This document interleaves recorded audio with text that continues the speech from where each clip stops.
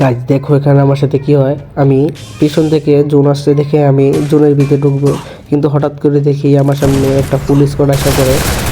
তাই আমি নিজেকে বাঁচার জন্য তাদের উপরে মারামারি শুরু করে দিই তাদের সাথে। এখন আমি একটাকে নক করে ফেললাম, কিন্তু সে ডিমিটকে ছেড়ে দিল। তাই আমি সাইড দিয়ে যেয়ে তাকে ক্লিয়ার দিলাম।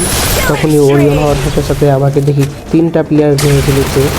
আমি এখানে একটু বুদ্ধিমানের মতন কাজ করি। আমি এখানে একটা গ্লোয়াল মারে উপরে চলে যাই, উপরে যেয়ে একটি গ্লোয়াল মারি।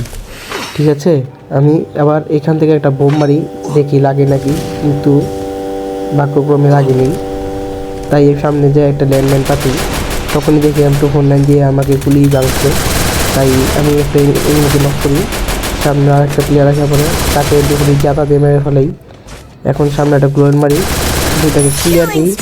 হঠাৎ করে যদি আরেকটা একটা করতে, এখন এটাকে মারি, টিম ওয়াইপ আউট। এটাই পাওয়ার ব্রো।